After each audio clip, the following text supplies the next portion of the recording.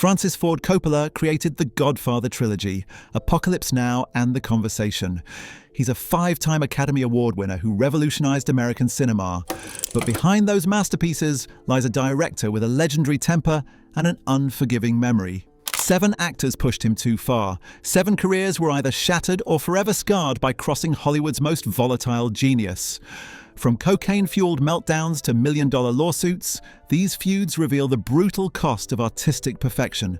This isn't about creative differences. This is about betrayal, ego, and what happens when immovable talent meets unstoppable arrogance.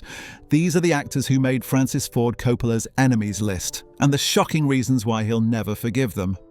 Francis Ford Coppola didn't just direct films. He waged war for them. Born into a musical family, he understood that art requires discipline, sacrifice, and absolute commitment. When he entered Hollywood in the 1960s, he brought that intensity with him, demanding nothing less than perfection from everyone around him. But Coppola's genius came with a price. He's notorious for explosive on-set confrontations, rewriting entire scripts mid-production, and pushing actors beyond their breaking points. His films are deeply personal visions, which means every performance matters. Fail him, and you don't just lose a job, you become an enemy for life. The 7 actors on this list discovered that working with Coppola isn't just about talent. It's about loyalty, respect, and understanding that his vision comes first, always. When they forgot that lesson, the consequences were devastating. Number 7. Winona Ryder. Starting our countdown is Winona Ryder, whose last-minute betrayal nearly destroyed one of Coppola's most ambitious projects. In 1990, Ryder was cast as Mary Corleone in The Godfather Part 3, a role that would have cemented her as a serious dramatic actress. 3 days before filming began, Ryder's agent called with devastating news. She was dropping out due to exhaustion. But industry insiders knew the real story. Ryder had been offered the lead in Edward Scissorhands and chose Tim Burton's quirky romance over Coppola's epic conclusion. Coppola was blindsided. He had spent months working with Ryder on the character, discussing Mary's emotional journey and her relationship with Michael Corleone. Suddenly, he had no leading lady and a production schedule that couldn't be delayed. Winona didn't just quit a movie, a crew member later revealed. She abandoned Francis when he needed her most. He took it as a personal betrayal. Desperate, Coppola cast his own daughter Sophia, a decision that would haunt both of them.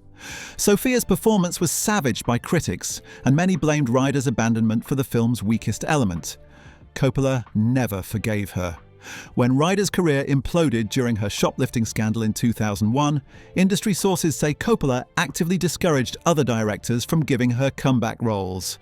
"Francis has a long memory," one producer noted. "Cross him once and you're finished forever." Number 6. Richard Gere. Richard Gere's feud with Coppola began before they even worked together, rooted in a clash of egos that would define both their careers. In 1979, Gere was riding high on the success of American Gigolo when Coppola approached him for The Cotton Club. From their first meeting, sparks flew, and not the good kind.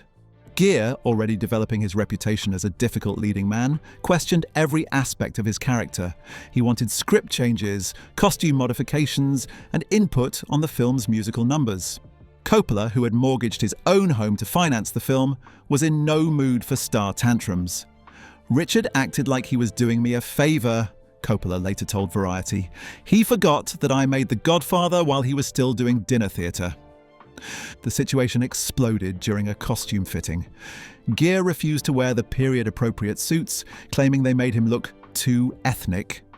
Coppola, whose film celebrated African-American culture in 1930s Harlem, was appalled by the comment's racial undertones. Their confrontation was witnessed by the entire wardrobe department. Gere stormed off set, and Coppola immediately began recasting. The role eventually went to Richard Gere's replacement, but the damage was done. Francis never forgot that Richard showed his true colours that day, a longtime collaborator revealed. He saw the arrogance and prejudice beneath the pretty face, and it disgusted him. Number 5. Mickey Rourke. Mickey Rourke's self-destruction is Hollywood legend, but his feud with Coppola reveals the moment his career truly began its downward spiral. In 1983, Rourke was cast in Rumble Fish, Coppola's experimental black-and-white meditation on youth and violence. Initially, Coppola was excited about Rourke's raw intensity, but the actor's method approach quickly became problematic. Rourke insisted on staying in character between takes, adopting his character's violent tendencies and unpredictable behavior. The breaking point came during a crucial emotional scene. Rourke, claiming to channel his character's pain, began destroying set pieces and threatening other actors. When Coppola tried to intervene, Rourke turned his rage on the director. Mickey grabbed Francis by the shirt and screamed in his face, a crew member later revealed. He was completely out of control, high on his own intensity. Francis just stood there taking it, but you could see the hatred building in his eyes. Coppola finished the film, but vowed never to work with Rourke again. When Rourke's career began its notorious decline in the late 1980s, Coppola was among the directors who refused to give him second chances. "Francis believes in redemption," a close friend explained, "but not for actors who threaten his safety and disrespect his process." Mickey crossed a line that can't be uncrossed. Number 4. Val Kilmer. Val Kilmer's reputation as Hollywood's most difficult actor was cemented during his catastrophic collaboration with Coppola on Bram Stoker's Dracula. Cast as the film's romantic lead, Kilmer arrived on set with an ego that matched his talent and a work ethic that didn't. The problems began immediately. Kilmer refused to rehearse with other actors, claiming he needed to discover the character organically. He showed up late, unprepared, and often intoxicated. Worse, he began rewriting his dialogue without permission. Coppola, who had crafted every line to serve his Gothic vision, was furious. Val thought he was improving Shakespeare, a script supervisor recalled. He didn't understand that Francis had spent years perfecting that screenplay. The final confrontation was epic. During a pivotal scene, Kilmer stopped mid-performance and announced he had a better way to play it. When Coppola insisted they stick to the script, Kilmer launched into a profanity-laden tirade about hack directors who stifle creativity. Coppola's response was swift and brutal. He had Kilmer's scenes reshot with minimal dialogue, effectively neutering his performance. The actor's role was reduced to glorified background presence, and his career never fully recovered from the professional humiliation. Francis destroyed Val's performance as punishment, an editor revealed years later. He made sure everyone in Hollywood knew what happened when you disrespected the master. Number 3. Marlon Brando. This feud is particularly painful because Brando was once Coppola's greatest collaborator. Their work together on The Godfather created cinema history, but their relationship soured during Apocalypse Now, resulting in one of Hollywood's most bitter betrayals. Brando arrived in the Philippines grossly overweight and completely unprepared. He hadn't read the script, didn't understand his character, and seemed more interested in his daily fee than the film's artistic vision.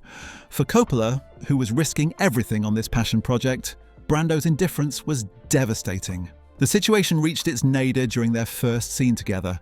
Brando, improvising wildly, began delivering a rambling monologue that had nothing to do with the story. When Coppola tried to redirect him, Brando exploded. "Don't tell me how to act, kid!" Brando reportedly screamed. "I was making movies when you were in diapers. You're lucky I showed up at all." The crew watched in stunned silence as their director was humiliated by his former muse. Coppola, already on the edge of a nervous breakdown from the film's troubled production, was visibly shaken. Their working relationship never recovered. Coppola managed to salvage Brando's performance through creative editing, but the personal cost was enormous. Marlon broke Francis's heart, a longtime friend revealed. He went from hero to enemy in a single moment. Number 2. James Caan. James Caan's betrayal cuts deep because he was family, literally and figuratively. As Sonny Corleone in The Godfather, Caan delivered one of cinema's most explosive performances. But success changed him, and his transformation from loyal collaborator to bitter enemy nearly destroyed their friendship. The problems began during The Godfather Part 2 negotiations. Caan, emboldened by his newfound fame, demanded a massive salary increase and top billing. When Coppola explained the film's budget constraints, Caan's response was brutal. "You made millions off my performance," Caan reportedly told him. "Now it's time to pay up or find another Sonny." Coppola was devastated.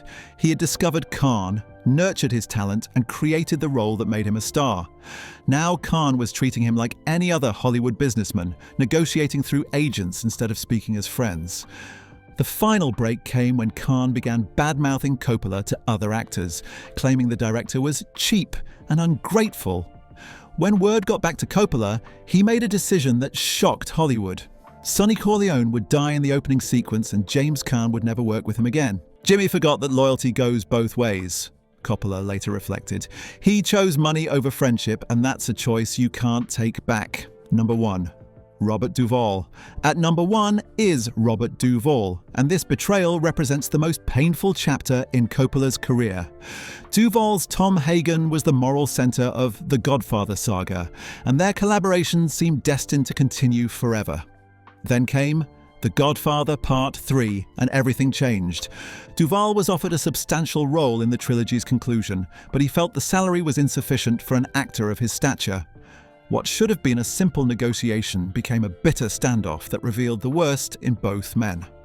The breaking point came during a phone call that witnesses describe as nuclear.